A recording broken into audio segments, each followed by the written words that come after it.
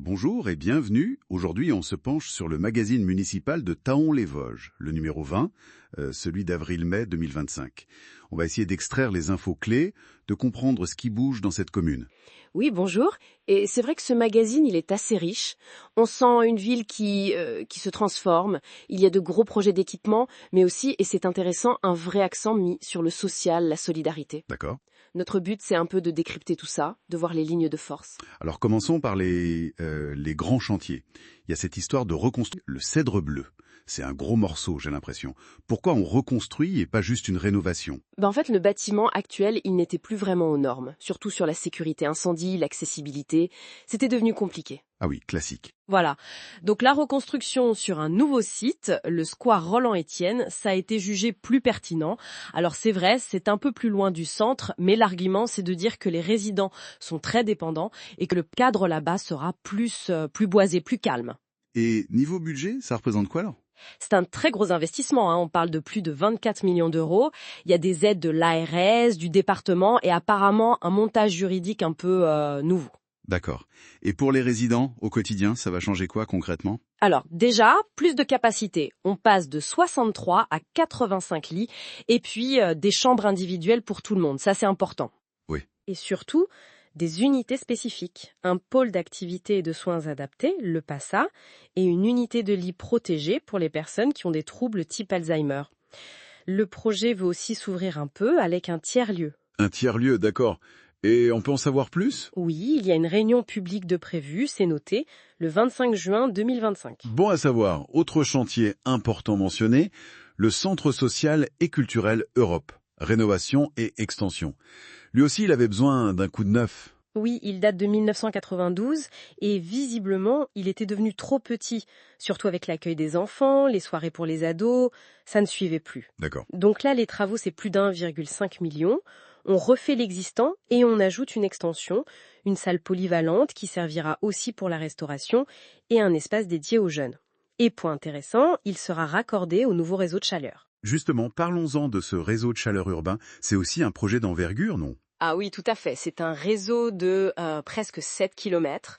Le cœur du système, c'est une chaufferie biomasse, donc une énergie renouvelable. L'objectif, c'est quoi? C'est d'alimenter pas mal de bâtiments publics, mais aussi des logements. On parle de 10 gigajoules distribués par an, ce qui est quand même significatif. Et ça arrive quand? Alors la pose des canalisations doit se terminer en août 2025 et la chaudière, elle, serait mise en service en décembre 2025. C'est un vrai pari sur l'énergie locale, durable, quoi. On voit bien les investissements dans le dur, dans la pierre, mais le magazine, il insiste aussi beaucoup sur l'aspect humain, l'insertion, l'économie sociale et solidaire. C'est très présent, oui. Il y a une délégation municipale qui s'occupe spécifiquement de ça depuis 2020 et le magazine met en avant des chiffres, une baisse du nombre de demandeurs d'emploi et des bénéficiaires du RSA entre 2020 et 2025. Malgré une hausse de la population, c'est ça? Oui, voilà, pendant que la population augmentait un peu, l'idée c'est que ça résulte d'un accompagnement plus fort et de partenariats solides avec les acteurs locaux de l'insertion, les entreprises aussi.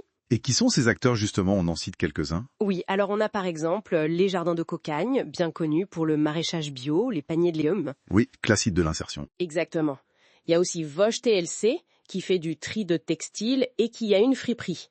On mentionne l'association Espoir, et puis l'expérimentation Territoire zéro chômeur de longue durée, avec l'entreprise Label Initiative et sa recyclerie. D'ailleurs, il y a des petits témoignages de salariés dans le mag. Et ce qui semble important, c'est qu'ils ne travaillent pas chacun dans leur coin. Il y a une coordination. Tout à fait. C'est même mis en avant une charte partenariale pour l'accès à l'emploi. 6 structures l'ont signée. Elles bénéficient d'un accompagnement collectif pour, par exemple, proposer des formations communes, mieux répondre aux besoins des employeurs ou travailler sur la mobilité, qui est souvent un frein. C'est assez structuré comme approche. Bien, bien. Au-delà de ces gros projets et du social, le cadre de vie au quotidien, qu'est-ce qu'on en dit? On sent une volonté d'améliorer le centre. Il y a des projets de végétalisation rue d'Alsace, rue de Lorraine, pour créer des îlots de fraîcheur, c'est très à la mode et c'est utile. Ça s'inscrit dans un truc plus large, une opération de revitalisation du territoire, l'ORT. ORT, d'accord. C'est un outil de l'État, ça. Oui, c'est ça. Pour aider les villes à lutter contre la dévitalisation, la vacance commerciale, réhabiliter des friches, rendre le logement plus attractif. Et sur le logement, justement, il y a une mesure assez concrète qui arrive, hein, le permis de louer. Oui, à partir du 1er juillet, dans certains quartiers, un propriétaire devra avoir une autorisation avant de mettre son bien en location. L'objectif affiché, c'est clair, c'est de lutter contre l'habitat indigne. D'accord, c'est un outil de contrôle supplémentaire. C'est ça, de plus en plus de villes l'utilisent. Et pour finir sur ce dynamisme local, on parle aussi association, événements. Oui, le magazine note la création récente d'une union associative taonnaise pour essayer de fédérer un peu tout ce monde associatif. Il y a aussi des retours sur des événements, la fête de la bière, le carnaval, un festival pour enfants. Et puis, on signale l'ouverture de nouveaux commerces. Des petits signes qui montrent que ça bouge. Bon, si on essaie de résumer un peu l'image qui se dégage de ce magazine, c'est une commune qui investit beaucoup pour se moderniser, ses équipements, l'énergie, Oui, massivement même. mais qui met aussi un accent très fort sur la solidarité, sur l'insertion, sur l'économie sociale et solidaire. C'est vraiment les deux jambes de la stratégie présentée ici. Une transformation sur plusieurs fronts donc, c'est ça. Le bâti, l'énergie, l'économie, le social.